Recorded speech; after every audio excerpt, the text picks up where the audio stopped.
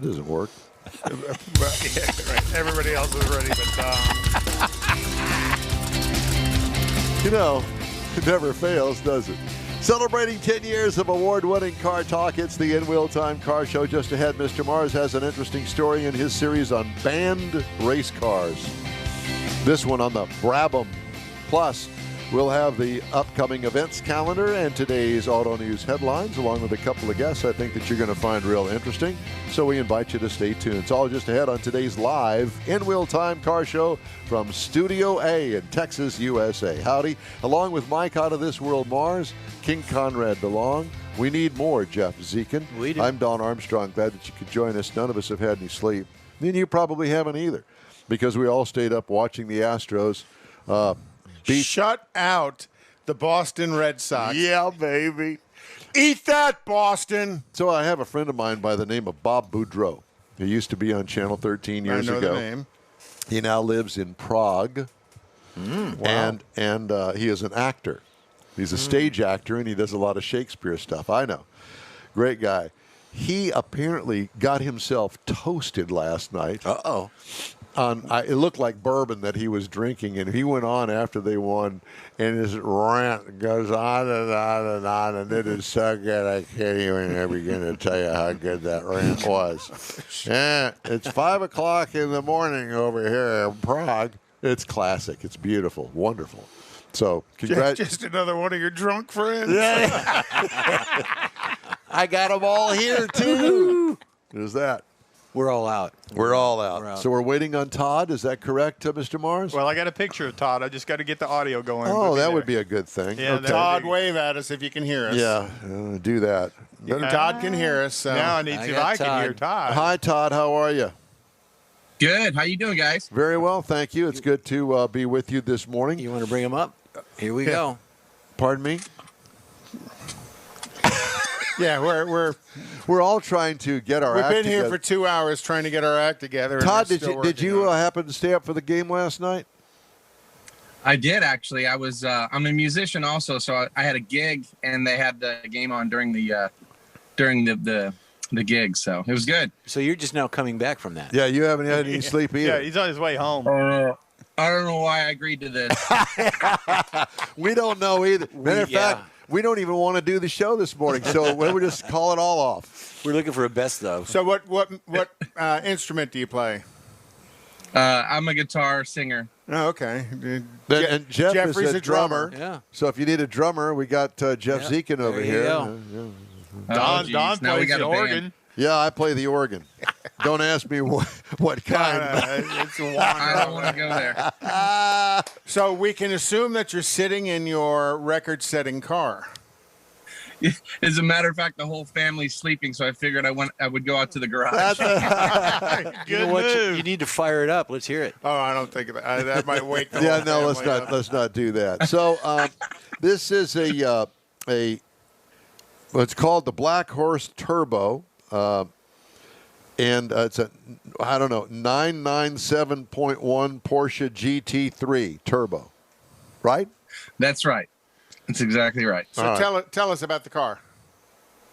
Of course, it was born in Stuttgart as a naturally aspirated GT3, as they all are, and we got the crazy idea to put turbos on it to kind of make it more like a GT2, but with a narrow body. And the goal was to build a fast half-mile car with a narrow body, with a lot of power.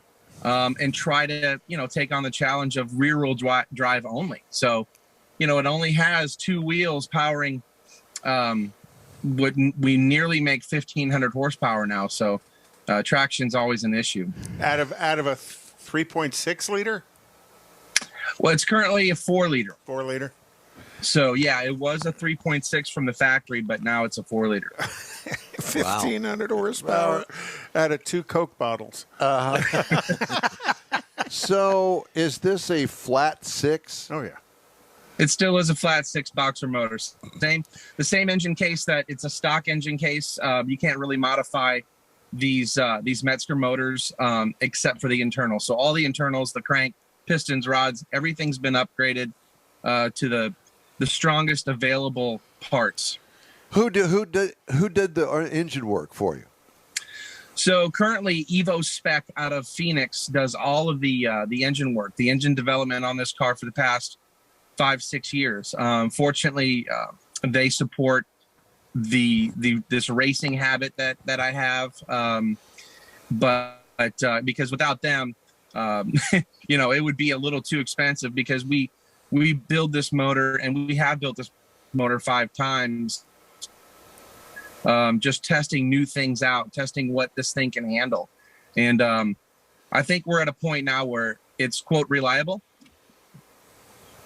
Cool. So when you talk about the upgraded engine parts, crank rods, pistons, and such, typically, in my view of the world, most of the people that are selling upgraded Porsche parts are selling parts to go road racing. How do you find a vendor that's going speed racing, for lack of a better phrase, to collect parts from? Or do those parts that you're putting in kind of have a dual use?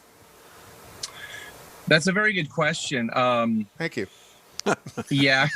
Yeah, these cars are generally supposed to be road course cars, and that's exactly what they're made for.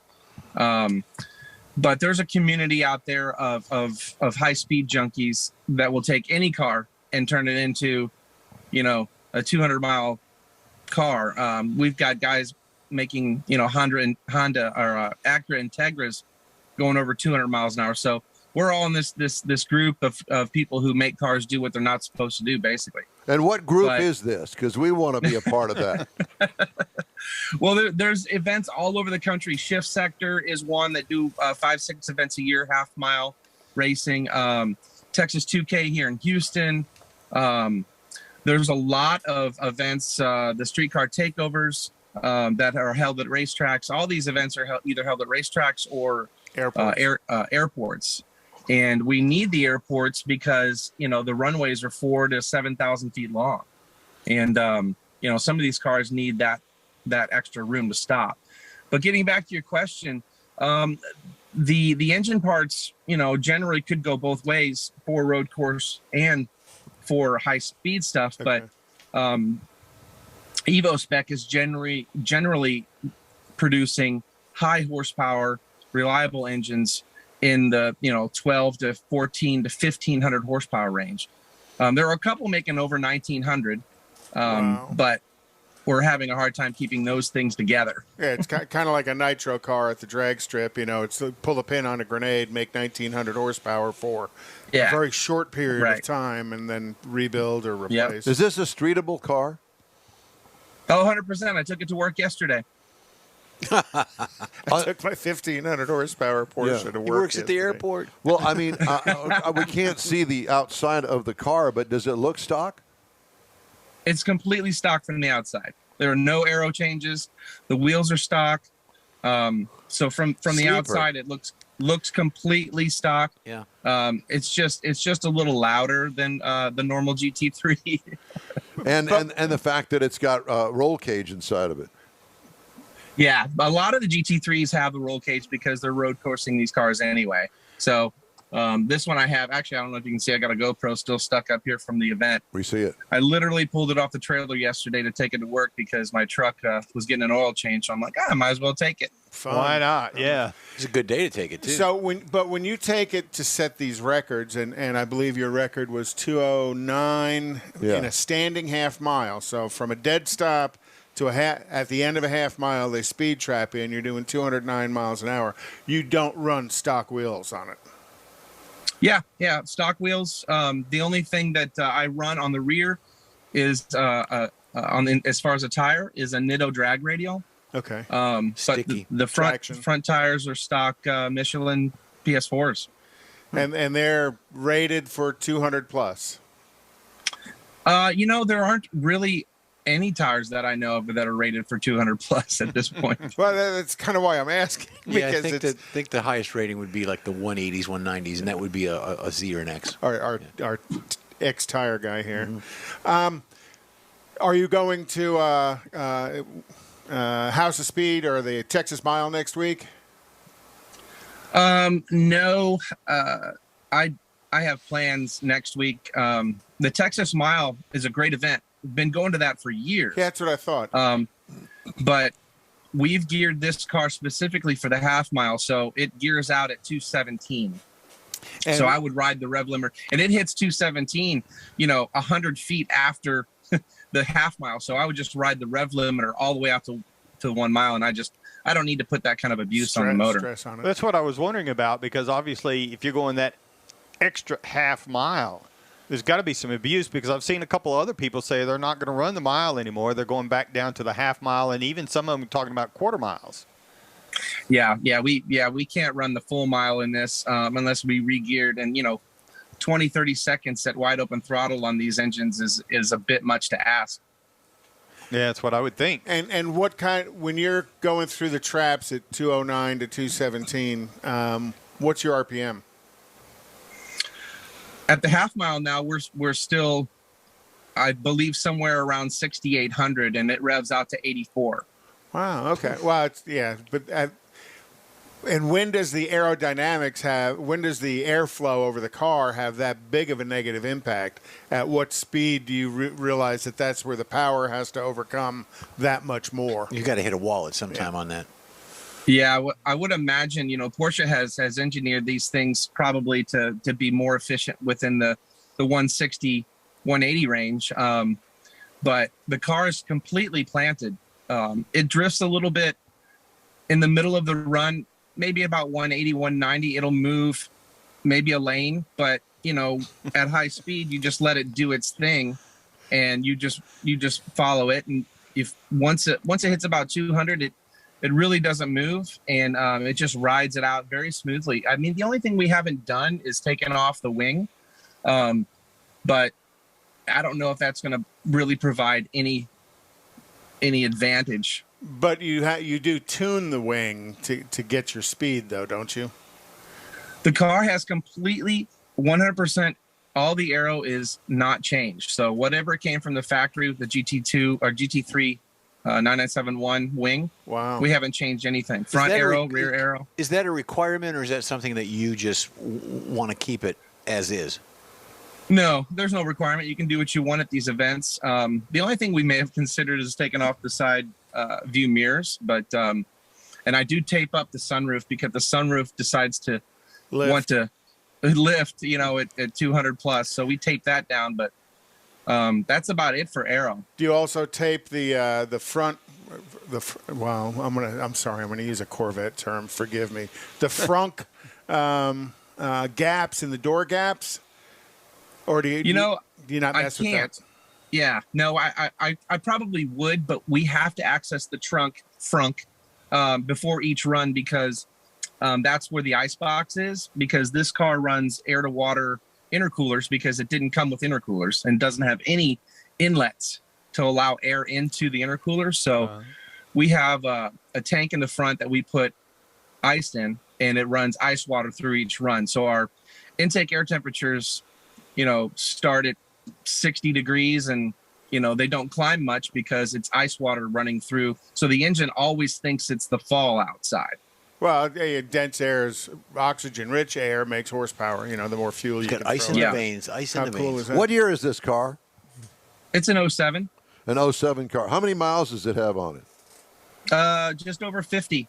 50. Half a mile at a time. Half a mile. But no, he drives it back and forth to work, apparently. I'm just joking. Yeah, it's a daily. That's just neat. I'm just trying to absorb all of this, thinking, wow, 1,500 horsepower car. Okay, so when you go side by side at, like, say, a drag strip, who are your competitors? Who's able to keep up with you?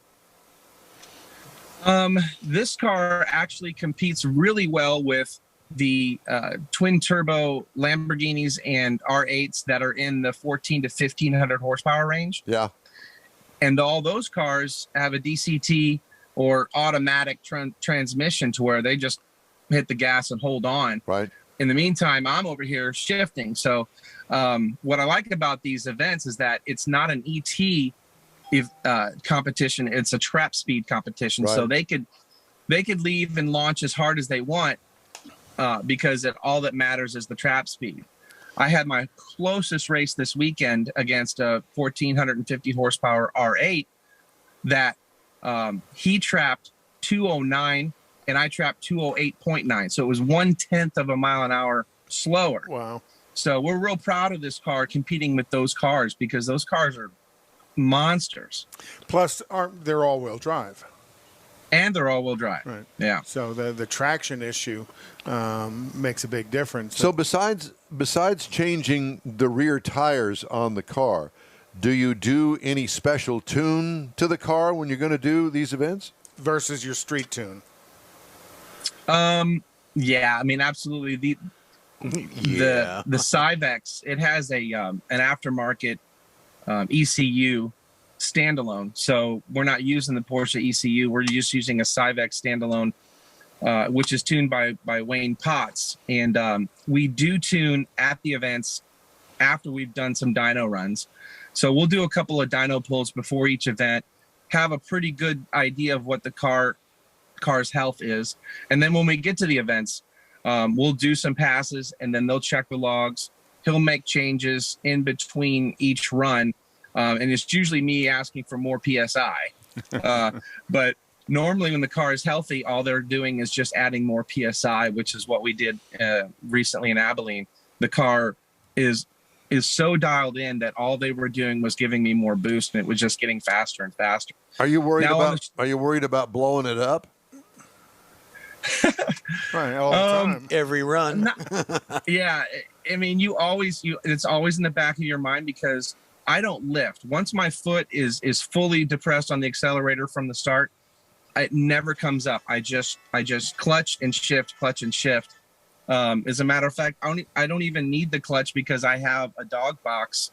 And so the dog rings allow for engagement without the clutch, but we use the clutch pressure to cut throttle between each shift just to keep the boost up. So on the street, yeah, I can run full power because we run E85, just ethanol gas I can use from the pump. I'll be darned. How many folks are in your group? And you say we tune and we do this. Is there a crew? What's your support crews look like? Did you recruit these people from the bowling team? Or I mean, it's like that's what it sounds like to me. You know, the Friday night bowling team. Well, let's see what we can do this week if we can get a couple of 300s on. Yeah, just don't touch anything else.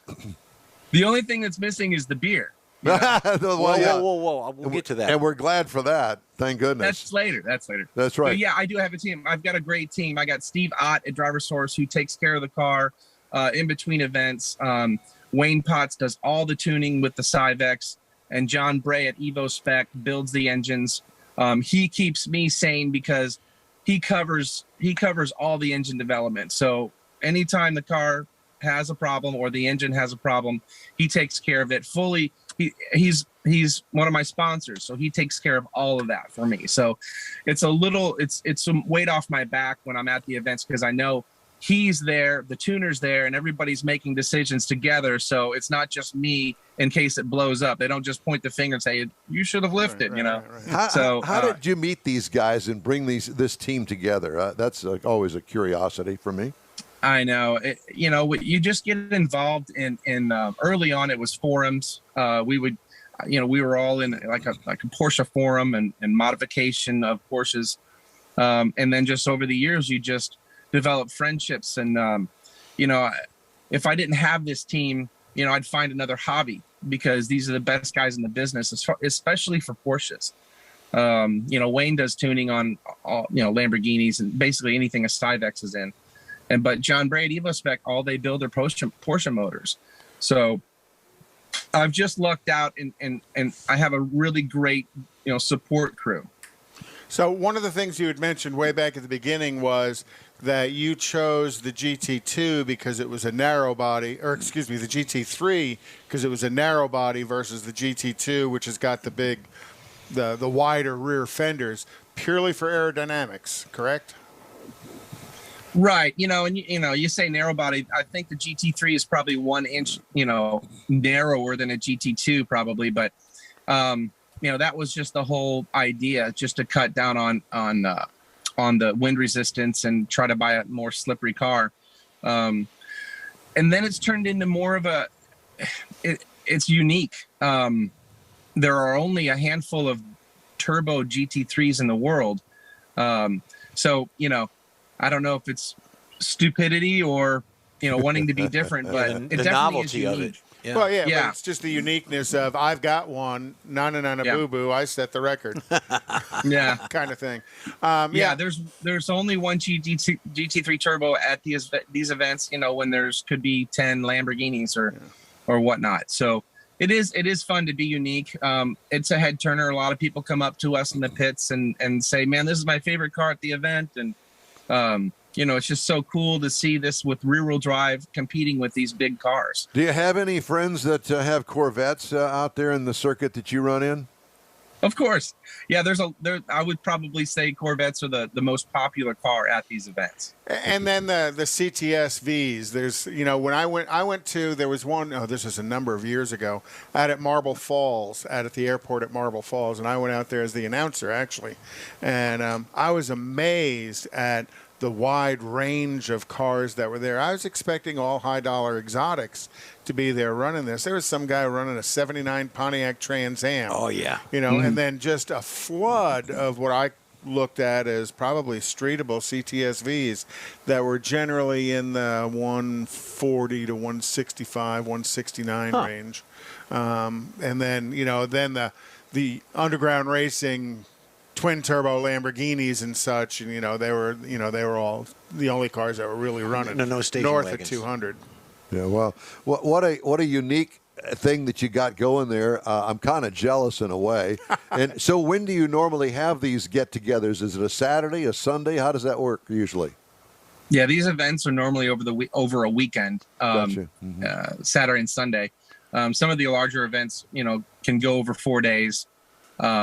But usually it's a Saturday and Sunday or just a Saturday. Yeah. Well, Todd, will you please stay in touch with us and let us, because we want to be your race fan and we want to keep up with you and how things are going, who you competed against and speeds and where you're going next. So will you do that for us? Yeah, absolutely. And if your listeners want to follow, it's Blackhorse Turbo Racing on Instagram and on Facebook. And you can follow everything that we do. I try to post, try to keep an open book. And what was funny, a friend of mine is at Nürburgring this weekend, and he sends me a video, and he's sitting next to these guys at a pub, and he goes, "Hey Todd, you're famous. These guys know about your 209 record here, all the way in Germany." There you go. Cool. Yeah, well, now you got some more fans here in Sugar Land. There you so go. We really appreciate you taking the time, getting out of bed this morning. Now you can go back to bed and breathe easy. All right, guys. Great talking to you again. I really appreciate the invite. You Thanks too. for coming on. Thank Thank you. you. We appreciate you as well. Hey, you're on the In Wheel Time Car Show. If you'd like to get in touch with us anytime, shoot us an email. The address is info@inwheeltime.com. Time now for the events calendar. Conrad always manages to put together the events. So what's going on? Well, again, Nifty 50s, and they kind of swapped. It was supposed to be this weekend was supposed to be their trunk or treat event, and because they were anticipating some rain tonight, they went ahead and moved it till next week. Well, it should be next weekend anyway. Right, well, because it's Halloween weekend. That's kind of what I thought, but Randy had it originally set up for this week. So, but they're going to do their trunk or treat event again up at Grogan's Mill. The Monster Classic, Saturday, October 23rd, or excuse me, Saturday, October 30th. And then Kima Car Meet, as always, 6 to 9 p.m. And then next Friday is, like we talked with Todd, is the Texas Mile down at Chase Field out in, not Giddings, I was going to say Giddings. But did I goof that up already? Don, I drive you nuts with this, don't I? Yeah, you do. And then You've already rehearsed it because you put it down on the piece of paper, then you ball it all up. October 29th, starting at 9:30 a.m. through the 31st, ending at 4 p.m., is the Texas Mile at Chase Field. Also, next Saturday is the Chaotic Coffee Halloween at the French Press Coffee House in Houston. And then the 13th Annual Halloween Car Show in 415 Barron Springs, which is the funeral home or the funeral museum off of I-45 up near Rankin Road. And then I'll give it back to you, Don. Back to you. After this, you give it back to me. It's a throwback. God. You know, the weird thing is I actually do practice this, and then I look at you and I Not go, very- Don't tell anybody that. Not And I very look at well. you and I don't go need to blank. practice that. yeah, well, you know, it's supposed to be a 1 minute little featurette. You make me nervous, and you Don. turn it into a 7.5 2.5 minute. hours. Yeah, 7.5. All right, let's move on. Mr. Mars' turn. Let's see what he can do with banned race cars and the Brabham. Yes, we're going to be talking about the Brabham. No, we're not going to be. We are talking about the Brabham. Did you rehearse this? We're going to start. Nobody has gotten any sleep, so forgive us, please. We're going to start with the BT46. Now, this is a Formula One car, and it was designed back in the 70s for the 1978 Formula One season. Did a lot of little things with this vehicle. And, Jeff, hold it right there for a minute. You bet. And this thing is running a flat 12 engine. It's really kind of cool, I think, to be that big because it'll turn out 520 horsepower at 12,000 RPM. Singer So this sewing thing, machine. yeah, man, it gets up and buzzes.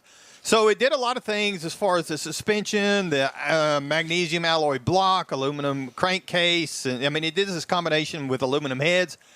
It did a lot of things here, including originally taking out the radiators and putting some heat transfer devices on the side panels of the car. And the idea was to eliminate the weight up off the nose, put the weight on the middle of the car, closer to the engine, make it more stable and grip the road better. Unfortunately, it didn't have enough cooling, so that didn't last very long. It didn't take them long to throw that out. It was running a 6-speed gearbox.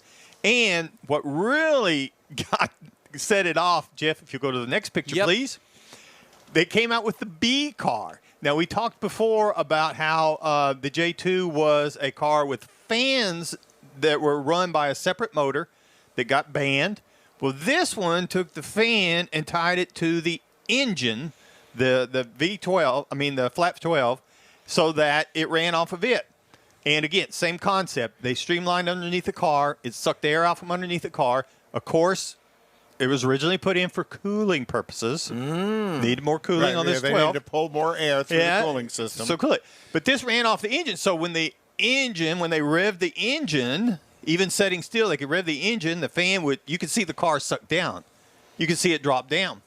So that kind of sounds like that's really cool, but you got to think about you're going through a curve. You're going to let off the gas a little bit so the grip on the road changes as you're driving the course. You let off the accelerator, it loosens up. So it created some problems for the drivers. They didn't particularly care about it. And Mario Andretti said it was like a vacuum cleaner, and he hated it. They all protested so it sucked. Yes, it sucked really It probably bad. threw debris at the guy behind you. Well, that was his complaint, that it was throwing stuff. Of course, they said that the air coming out of the fan exit was only at 55 miles an hour, regardless of how fast they were going. But if you think about it, tied to that V12, how do you know that? If it's doing 12,000 RPM, that fan in the back is going to be doing something close to that. Anyway, so they did have this big thing over it. They finally decided it could race for that season. It could finish the season, but then it was out. And had it to do. But it won that one race that it ran in. After that, they pulled the car off. Too much controversy, but it wasn't technically banned. Yeah, it was, because they said after the year, it was over. You're out. Another fine banned race car story. So if you clean out your vacuum cleaner, does that make you a vacuum cleaner? Okay. The In Wheel Time Car Show streams on Facebook, YouTube, Twitch, and InWheelTime.com. Podcasts are available from your favorite podcast provider. In Wheel Time Car Show continues right after this quick break. Let me tell you about a locally owned and operated group of dealerships called Bayway. Bayway owner Daryl Wisniewski is born and raised right here, and he knows Houstonians better than anyone. Daryl's been in the Houston car business since high school. Houston experience that you just can't get at other dealerships. Once you step into a Bayway dealership, you'll want to become part of the Bayway family too. Feel good that you're part of Houstonian-owned Bayway Chrysler Dodge Jeep Ram.com, BaywayChevrolet.com, and BaywayLincoln.com. Remember the name, Bayway. Tailpipes and Tacos, Houston's premier monthly cruise-in, will return Saturday, December 18th to the Loopy Tortilla Tex-Mex in Katy. Tailpipes and Tacos wants to thank all of the participants and fans who have enjoyed the collector cars, hot rods, customs, originals, and resto mods, and everything in between. We'll be taking a break for Thanksgiving and Autorama, but we'll be back for a great Christmas cruise-in on December 18th, so make plans now. You know that Tailpipes and Tacos is the Houston area's coolest cruise-in, a place you'll see friends, family, and the finest cruise-in cars in the Houston area. It all happens at the Lupi Tortilla Tex-Mex in Katy on the Grand Parkway at Kingsland Boulevard, just south of I-10. Get your ride ready for a very special Christmas cruise-in, Lupi style. It's Tailpipes and Tacos, Saturday, December 18th. The In-Wheel Time Car Talk Show will be there too. Let's celebrate the Christmas season together at the next Tailpipes and Tacos on December 18th. We'll see you then, weather permitting. Gulf Coast Auto Shield has moved to a more convenient location. Now you can visit John Gray and his staff of dedicated professionals at their new shop on the South Sam Houston Parkway between Belford and Airport in Southwest Houston. Gulf Coast Auto Shield is the best at paint correction and ceramic coatings. Clear bras and custom wraps are specialties that only Gulf Coast Auto Shield installs with award-winning accuracy, and all their services come with a warranty. Lamborghini, Aston Martin, Porsche, and Ferrari owners depend on Gulf Coast Auto Shield for their specialty services, and you should too. The In-Wheel Time Corvette and Cutlass have both been massaged by Gulf Coast Auto Shield, so isn't it time your vehicle visit their new shop in Southwest Houston? Call John Gray today at 832-930-5655 or visit online at gcautoshield.com. That's gcautoshield.com. Paint, coatings, wraps, and more at gcautoshield.com.